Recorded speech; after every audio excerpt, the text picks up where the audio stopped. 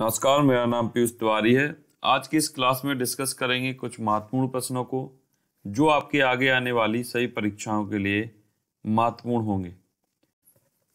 तो चलिए वीडियो को प्रारंभ करते हैं। देखते हैं पहला प्रश्न। आज का पहला प्रश्न है आपका, कौन सा देश हॉर्न ऑफ अफ्रीका का भाग नहीं है? तो आपको बताना है दिए गए ऑप्शन में कौन सा ऑप्शन आपका ऐसा है जो हॉर्न ऑफ अफ्रीका का भाग नहीं है। आपके ऑप्शन है इथियोपिया, जिबूती, सोमालिया या इजिप्ट। यदि बात की जाए हॉर्न ऑफ अफ्रीका की, तो हॉर्न ऑफ अफ्रीका कुछ इस तरीके का नजर आता है और यह मेनली 4-5 देशों से मिलकर बना है। तो इसको बनाने वाले देश हैं आपके इरिट्रिया, जिबूती, इथियोपिया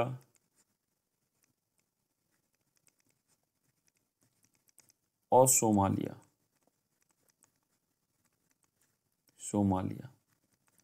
तो हॉर्न ऑफ अफ्रीका का निर्माण इरिट्रिया, जिबूती, इथियोपिया और सोमालिया के द्वारा होता है।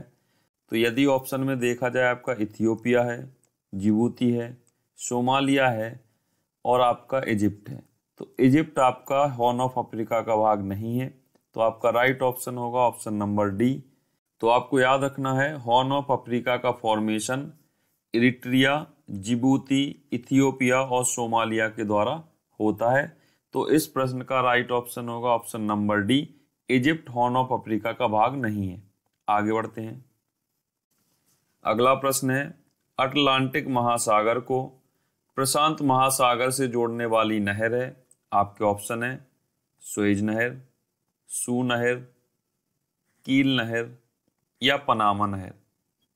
यदि बात की जाए सुएज नहर की, तो सुएज नहर भूमध्य सागर को लाल सागर के साथ जोड़ती है। भूमध्य सागर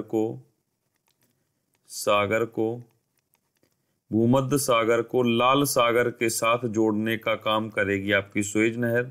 तो आपको याद रखना है सुएज नहर भूमध्य सागर को लाल सागर के साथ जोड़ती है। यदि बात की जाए सू नहर की, तो सू नहर आपकी नॉर्थ अमेरिका में पड़ने वाली एक नहर है जो कि सुपीरियर झील को ह्यूरॉन झील से जोड़ती है। ठीक है। और यदि यहीं पे बात की जाए कील नहर की, तो कील नहर उत्तरी सागर को बाल्टिक सागर के साथ जोड़ता है। उत्तरी सागर को बाल्टिक सागर के साथ जोड़ने का काम कील नहर करेगी। ठीक है। तो कील नहर उत्तरी सागर को बाल्टिक सागर के साथ जोड़ती है। यदि बात की जाए पनामा नहर की, तो आपका राइट ऑप्शन होगा ऑप्शन नंबर डी, अटलांटिक सागर को प्रशांत सागर के साथ जोड़ने वाली आपकी नहर होगी पनामा नहर। ठीक है। पनामा नहर के द्वारा अटलांटिक महासागर को प्रशांत महासागर के साथ जोड़ा जाता है। ठीक है। तो आपका राइट ऑप्शन होगा ऑप्शन नंबर डी। आगे बढ़ते हैं। अगला प्रश्न है आपका, हुमायूं का मकबरा किस शैली में बना हुआ है? आपके ऑप्शन है पंचायतन शैली में, चारबाग शैली में, द्राविड़ शैली में या इनमें से कोई नहीं। यदि बात की जाए द्राविड़ शैली की, तो दक्षिण भारत के जितने भी मंदिर हैं, दक्षिण भारत के जो भी मंदिर हैं आपके द्राविड़ शैली में बने हुए हैं। मोस्टली कर्नाटक के जो मंदिर हैं, ठीक है, कर्नाटक और कर्नाटक से सटे हुए क्षेत्रों के जो भी मंदिर हैं आपके द्रविड़ शैली में बने हुए हैं। तो आपको याद रखना है दक्षिण भारत के अधिकतर जो मंदिर हैं उनका निर्माण द्राविड़ शैली में हुआ है। ठीक है। यदि बात की जाए चारबाग शैली की, तो आपका राइट ऑप्शन होगा ऑप्शन नंबर बी, हुमायूं का मकबरा चारबाग शैली में बना हुआ है। यदि बात की जाए पंचायतन शैली की, तो पंचायतन शैली में आपका खजुराहो का कंदरिया महादेव का मंदिर बना है। खजुराहो का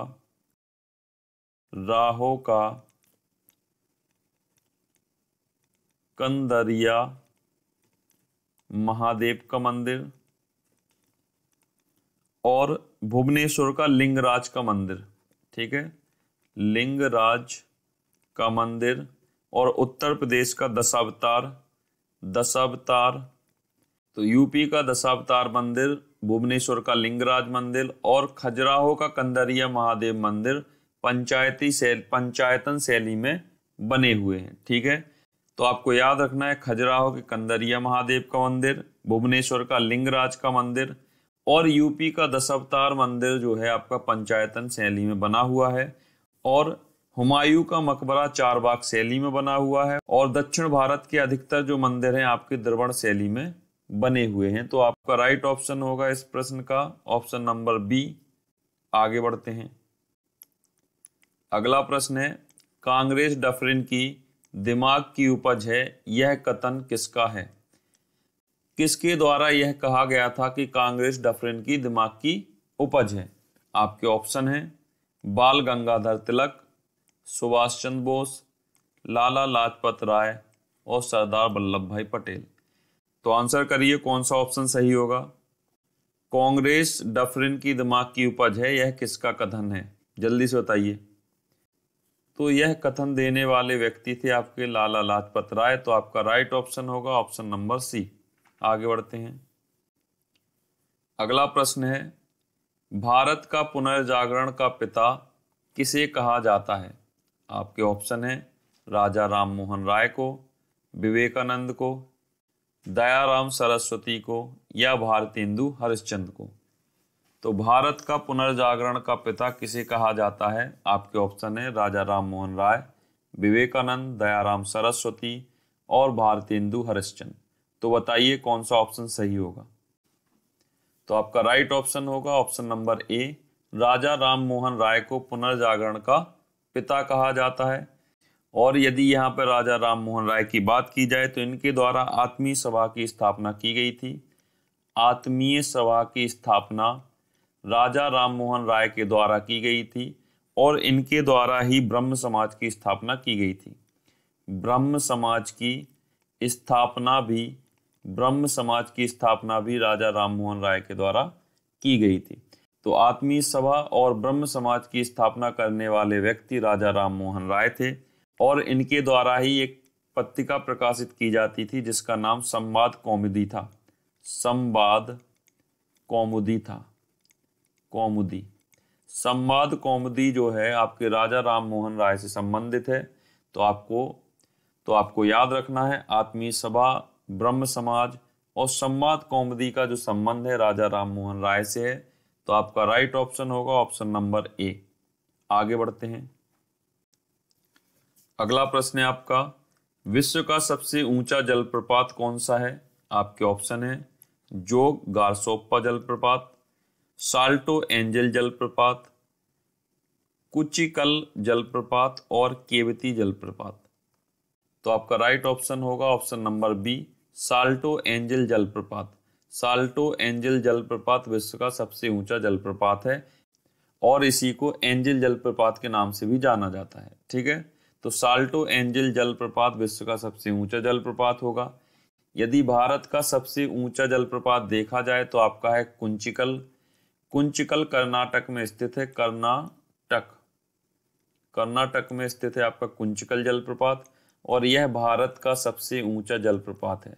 भारत का सबसे ऊंचा जलप्रपात है। ठीक है, तो आपको याद रखना है भारत का सबसे ऊंचा जलप्रपात जो होगा कुंचिकल जलप्रपात होगा और कुंचिकल जलप्रपात जो है वराही नदी पर स्थित है। वराही नदी पर स्थित है। ठीक है, यदि बात की जाए जोग गारसोप्पा की तो जोग गारसोप्पा जलप्रपात आपका कर्नाटक में स्थित है और यह शरावती नदी पर स्थित है। शरावती नदी पर स्थित है आपका जोग गारसोप्पा। और यहीं पे बात की जाए केवती जलप्रपात तो केवती जलप्रपात एमपी रीवा में स्थित है। एमपी रीवा में स्थित है। आगे बढ़ते हैं। अगला प्रश्न है आपका, टिहरी बांध किस नदी पर स्थित है? आपको बताना है नर्मदा नदी पर है, कृष्णा नदी पर है, चिनाव नदी पर है, चुनाव नहीं है चिनाव है। ठीक है, चिनाव नदी पर है या भागीरथी नदी पर है। तो आपको बताना है टिहरी बांध किस नदी पर स्थित है। तो जल्दी से आंसर कीजिए। यदि नर्मदा नदी की बात की जाए तो नर्मदा नदी पर ओंकारेश्वर,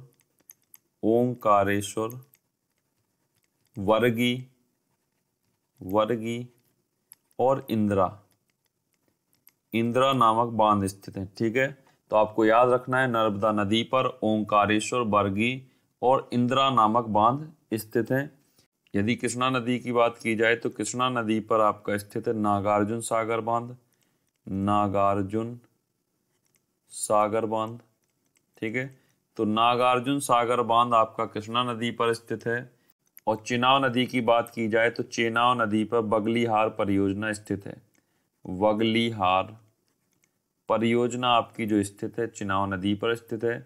तो आपका राइट ऑप्शन होगा ऑप्शन नंबर डी, टिहरी बांध भागीरथी नदी पर स्थित है और यह उत्तराखंड में स्थित है। ठीक है, टिहरी बांध भागीरथी नदी पर बना हुआ बांध है जो कि उत्तराखंड में स्थित है। नर्मदा नदी पर ओंकारेश्वर, बरगी, इंदिरा बांध बने हुए हैं। कृष्णा नदी की बात की जाए तो नागार्जुन सागर बांध बना हुआ है इस पर, और चेनाब नदी पर बगलीहार परियोजना स्थित है। तो आपका राइट ऑप्शन होगा ऑप्शन नंबर डी। आगे बढ़ते हैं। अगला प्रश्न है आपका, भारत के शेयर बाजार पर कौन नियंत्रण करता है? आपके ऑप्शन है SEBI, RBI, state bank of India या सिडबी। तो आपका राइट ऑप्शन होगा ऑप्शन नंबर ए, सेबी के द्वारा भारत के शेयर बाजार पर नियंत्रण रखा जाता है। यदि आपसे सेबी का फुल फॉर्म पूछ लिया जाए तो सेबी का फुल फॉर्म होगा securities and exchange board of India. Securities and exchange board of India, board of India. ठीक है, तो सेबी का फुल फॉर्म होगा securities and exchange board of India. और यदि सेबी की स्थापना की बात की जाए तो इसकी स्थापना 1992 के अधिनियम के द्वारा 30 जनवरी 1992 में की गई थी। 30 जनवरी 1992 में इसकी स्थापना की गई थी। ठीक है, तो यदि आपसे पूछा जाए सेबी का फुल फॉर्म क्या होगा तो आपको याद रखना है securities and exchange board of India. और यदि इसकी स्थापना पूछी जाए तो आपको याद रखना है 1992 के अधिनियम के द्वारा इसकी स्थापना 30 जनवरी 1992 में हुई थी। तो आपका राइट ऑप्शन होगा ऑप्शन नंबर ए। आगे बढ़ते हैं। अगला प्रश्न है आपका, किस राज्य में पंचायती राज्य की व्यवस्था नहीं है? तो आपके ऑप्शन है असम, बिहार, मध्य प्रदेश या नागालैंड। तो आपका राइट ऑप्शन होगा ऑप्शन नंबर डी, नागालैंड में पंचायती राज व्यवस्था लागू नहीं है। ठीक है, आगे बढ़ते हैं। अगला प्रश्न है आपका, वह कौन सा राष्ट्रपति है जिसे निर्विरोध चुना गया था?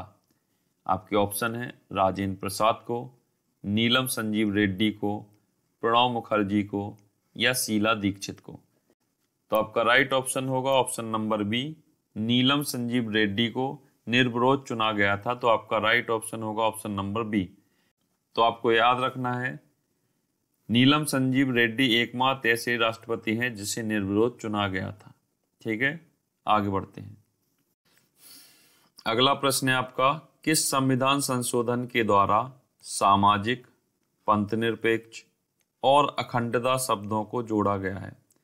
आपके ऑप्शन है संविधान संशोधन 61 के द्वारा, संविधान संशोधन 44 के द्वारा, संविधान संशोधन 42 के द्वारा, ये भी आपका संविधान है यहाँ पर। ठीक है, संविधान संशोधन 101 के द्वारा।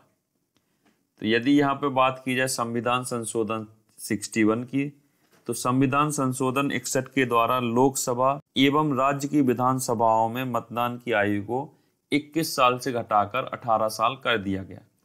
तो आपको याद रखना है संविधान संशोधन 61 के द्वारा मतदान करने की जो उम्र है इसको 21 से घटाकर 18 वर्ष कर दिया गया है। ठीक है, यदि बात की जाए संविधान संशोधन 44 की, तो संविधान संशोधन 44 के द्वारा संपत्ति के अधिकार को मौलिक अधिकार की सूची से हटाकर कानूनी अधिकार की सूची में डाला गया है। ठीक है, तो पहले जो संपत्ति का अधिकार होता था यह मौलिक अधिकार होता था, लेकिन संविधान संशोधन 44 के द्वारा इसे कानूनी अधिकार बनाया गया।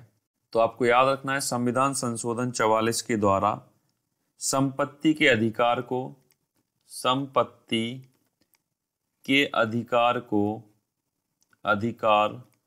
को कानूनी अधिकार बनाया, कानूनी अधिकार बनाया। ठीक है, तो पहले संपत्ति का अधिकार मौलिक अधिकार हुआ करता था, लेकिन संविधान संशोधन 44 के द्वारा इसे कानूनी अधिकार बना दिया गया। ठीक है, यदि बात की जाए संविधान संशोधन 101 की, तो संविधान संशोधन 101 आपका संबंधित है जीएसटी से। ठीक है, तो आपका राइट ऑप्शन होगा ऑप्शन नंबर सी, संविधान संशोधन 42 के द्वारा सामाजिक, पंथनिरपेक्ष और अखंडता शब्दों को जोड़ा गया था। तो चलिए अगला प्रश्न देखते हैं। अगला प्रश्न है, टू वर्ड स्ट्रगल नामक पुस्तक के लेखक कौन है? आपके ऑप्शन है सुनील गावस्कर हैं, अबुल कलाम आजाद हैं, एनी बेसेंट हैं या जयप्रकाश नारायण हैं। तो बताइए टू वर्ड स्ट्रगल नामक जो पुस्तक है इसके लेखक कौन से हैं? ठीक है, आंसर करिए जल्दी से। यदि बात की जाए सुनील गावस्कर की, तो इनकी पुस्तक है runs and ruin, runs and ruins. ठीक है, यदि बात की जाए अबुल कलाम आजाद की, तो अबुल कलाम आजाद के द्वारा लिखी गई पुस्तक है India wins freedom, India wins freedom, freedom. तो India wins freedom Abul Kalam Azad के द्वारा लिखी गई पुस्तक है। तो बात की जाए एनी बेसेंट की, तो एनी बेसेंट का संबंध न्यू इंडिया से है, न्यू इंडिया से है। ठीक है, तो न्यू इंडिया का संबंध एनी बेसेंट से है। तो आपका राइट ऑप्शन होगा option number D, toward struggle नामक जो पुस्तक के लेखक हैं जयप्रकाश नारायण हैं। ठीक है, तो जयप्रकाश नारायण के द्वारा टू वर्ड्स स्ट्रगल नामक पुस्तक का लेखन कार्य किया गया था। आगे बढ़ते हैं। अगला प्रश्न है आपका, विश्व हिंदी दिवस कब मनाया जाता है? आपके ऑप्शन है 14 सितंबर को, 10 जनवरी को, 24 जनवरी को या 1 जुलाई को। जल्दी बताइए हिंदी दिवस कब मनाया जाता है? यदि बात की जाए 14 सितंबर की, तो 14 सितंबर को राष्ट्रीय हिंदी दिवस के रूप में मनाया जाता है, राष्ट्रीय हिंदी दिवस के रूप में, राष्ट्रीय हिंदी दिवस के रूप में मनाया जाता है 14 सितंबर को। यदि बात की जाए 10 जनवरी की, तो 10 जनवरी को विश्व हिंदी दिवस के रूप में मनाया जाता है। तो आपका राइट ऑप्शन होगा ऑप्शन नंबर बी। यदि बात की जाए 24 जनवरी की, तो 24 जनवरी को राष्ट्रीय बालिका दिवस के रूप में मनाते हैं, राष्ट्रीय बालिका दिवस के रूप में, बालिका दिवस के रूप में 24 जनवरी को मनाया जाता है। तो 24 जनवरी को राष्ट्रीय बालिका दिवस के रूप में मनाते हैं। बात की जाए 1 जुलाई की, तो 1 जुलाई को डॉक्टर्स डे के रूप में मनाते हैं। ठीक है, तो डॉक्टर्स डे के रूप में 1 जुलाई को मनाते हैं। बात की जाए 24 जनवरी की, तो 24 जनवरी को राष्ट्रीय बालिका दिवस के रूप में, राष्ट्रीय बालिका दिवस के रूप में मनाते हैं। 10 जनवरी को विश्व हिंदी दिवस के रूप में मनाते हैं। तो आपका राइट ऑप्शन होगा ऑप्शन नंबर बी। और 14 सितंबर की बात की जाए, तो 14 सितंबर को हम राष्ट्रीय हिंदी दिवस के रूप में मनाते हैं। ठीक है, तो अगला प्रश्न देखते हैं। अगला प्रश्न है आपका, सूरत अधिवेशन की अध्यक्षता किसके द्वारा की गई थी? आपके ऑप्शन है अंबिका चरण मजूमदार, नेहरू, सुभाष चंद्र बोस या रास बिहारी बोस। तो सूरत अधिवेशन की अध्यक्षता 1907 में रास बिहारी बोस के द्वारा की गई थी। तो आपका राइट ऑप्शन होगा ऑप्शन नंबर डी, सूरत अधिवेशन 1907 में सूरत अधिवेशन की अध्यक्षता रास बिहारी बोस के द्वारा की गई थी। ठीक है, तो सूरत अधिवेशन की अध्यक्षता 1907 में रास बिहारी बोस के द्वारा की गई और इसी अधिवेशन में कांग्रेस नरम दल और गरम दल में बट गई थी, नरम दल और गरम दल में बट गई थी आपकी राष्ट्रीय कांग्रेस।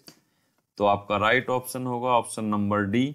यदि बात की जाए सुभाष चंद्र बोस की, तो सुभाष चंद्र बोस के द्वारा 1938 में हरिपुरा अधिवेशन की अध्यक्षता की गई थी। हरिपुरा अधिवेशन की अध्यक्षता 1938 में सुभाष चंद्र बोस के द्वारा की गई थी। यदि बात की जाए नेहरू जी की, तो नेहरू जी के द्वारा 1929 में लाहौर अधिवेशन की अध्यक्षता की गई थी। क्या हो गया भाई? ठीक है, तो नेहरू जी के द्वारा 1929 में लाहौर अधिवेशन की अध्यक्षता की गई थी। लाहौर अधिवेशन की अध्यक्षता नेहरू जी के द्वारा 1929 में की गई थी। ठीक है, तो नेहरू जी के द्वारा 1919 में लाहौर अधिवेशन की अध्यक्षता की गई थी, जिसमें पूर्ण स्वराज की मांग को उठाया गया था। बात की जाए अंबिका चरण मजूमदार की, तो अंबिका चरण मजूमदार ने 1916 ईस्वी में लखनऊ अधिवेशन की अध्यक्षता की थी। लखनऊ अधिवेशन की अध्यक्षता अंबिका चरण मजूमदार ने की थी। इसी अधिवेशन में गरम दल और नरम दल अपने बीच की दूरियों को भुलाकर रीयूनियन हो गए थे।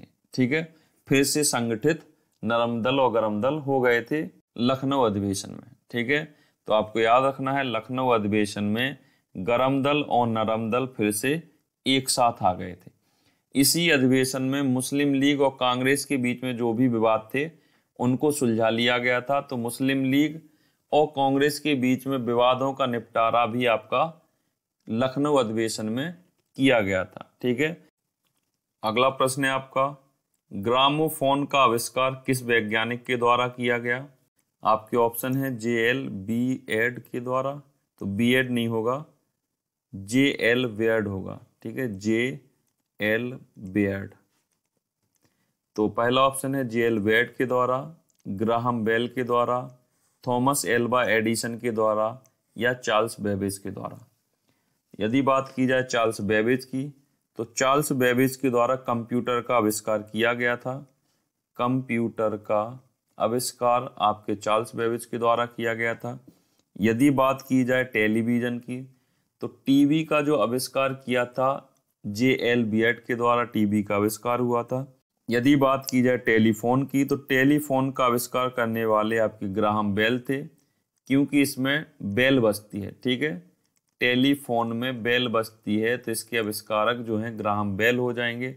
तो आपका राइट ऑप्शन होगा option number C, Thomas Alva Edison के द्वारा ग्रामोफोन का आविष्कार किया गया था। ठीक है, आगे बढ़ते हैं। अगला प्रश्न है, प्रोटीन की कमी से होने वाला रोग कौन सा है? आपके ऑप्शन है रक्त अल्पता, क्वाशिरकोर, मेरास्मस या बी और सी दोनों। रक्त अल्पता, तो शरीर में यदि आयरन की कमी हो जाएगी तो आपको रक्त अल्पता का शिकार हो जाएंगे। ठीक है, यदि बात की जाए क्वाशिरकोर और मेरास्मस की, तो ये दोनों रोग प्रोटीन की कमी से होने वाले रोग हैं। तो आपका राइट ऑप्शन होगा ऑप्शन नंबर डी, बी और सी दोनों सही होंगे। ठीक है, तो प्रोटीन की कमी से होने वाले आपके दोनों रोग हैं क्वाशिरकोर और मेरास्मस। ठीक है, आगे बढ़ते हैं। अगला प्रश्न है आपका, विटामिन ई की कमी के द्वारा कौन सा रोग होता है? तो आपको बताना है विटामिन ई यदि शरीर में कम हो जाए तो कौन सा रोग हो जाएगा। आपके ऑप्शन हैं जनन शक्ति का कम होना, खून की कमी होना, रतौंधी होना या बेरी बेरी रोग होना। यदि बात की जाए बेरी बेरी रोग की, तो बेरी बेरी रोग विटामिन B1 की कमी से होता है, जिसका रासायनिक नाम थायमीन होता है। थायमीन होता है। ठीक है, तो B1 का रासायनिक नाम थायमीन होगा और इसकी अल्पता से बेरी बेरी रोग होगा। ठीक है, यदि बात की जाए रतौंधी की, तो रतौंधी विटामिन ए की अल्पता के कारण होने वाला रोग है और इसका रासायनिक नाम रेटिनॉल होगा। रेटिनॉल होगा। ठीक है, तो रेटिनॉल आपका विटामिन ए का रासायनिक नाम है और विटामिन ए की कमी के कारण रतौंधी नामक रोग होता है। यदि बात की जाए खून की कमी से, तो खून की कमी आयरन की कमी के कारण होता है। ठीक है, तो आयरन की कमी के कारण खून की कमी होती है। तो आपका राइट ऑप्शन होगा option number A, vitamin E की कमी से जनन शक्ति कम हो जाती है। जिस व्यक्ति के अंदर विटामिन ई की कमी होगी वह बांझपन का शिकार हो जाता है। ठीक है, तो बांझपन और जनन शक्ति का कम होना विटामिन ई से संबंधित है। तो आपका राइट ऑप्शन होगा ऑप्शन नंबर ए। आगे बढ़ते हैं। अगला प्रश्न है आपका, कान में हड्डियों की संख्या कितनी होती है? आपके ऑप्शन है 5, 6, 7 या 9। तो आपका राइट ऑप्शन होगा ऑप्शन नंबर बी, कान में हड्डियों की संख्या 6 होती है। यदि आपसे पूछ लिया जाए शरीर में सबसे छोटी हड्डी कहाँ पाई जाती है, तो आपको याद रखना है शरीर में जो सबसे छोटी हड्डी होती है कान में ही पाई जाती है और इसका नाम होता है स्टेपीज। स्टेपीज।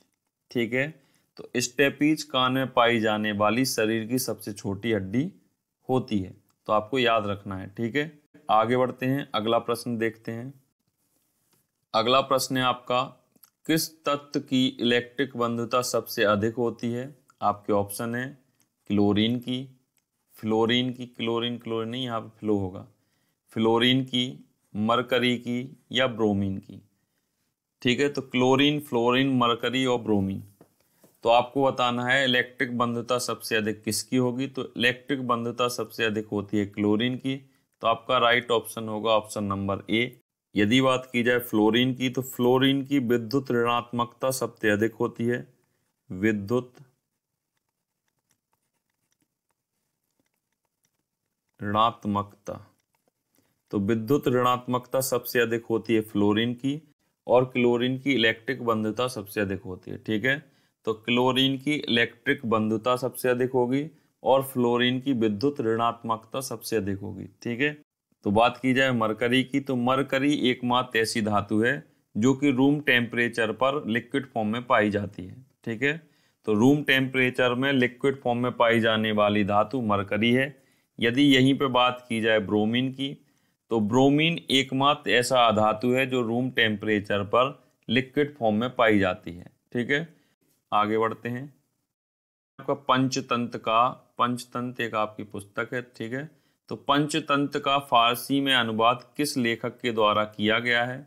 आपके ऑप्शन है अबुल फजल के द्वारा, हुसैन के द्वारा, दोनों के द्वारा, ठीक है, दोनों के द्वारा, या इनमें से कोई नहीं।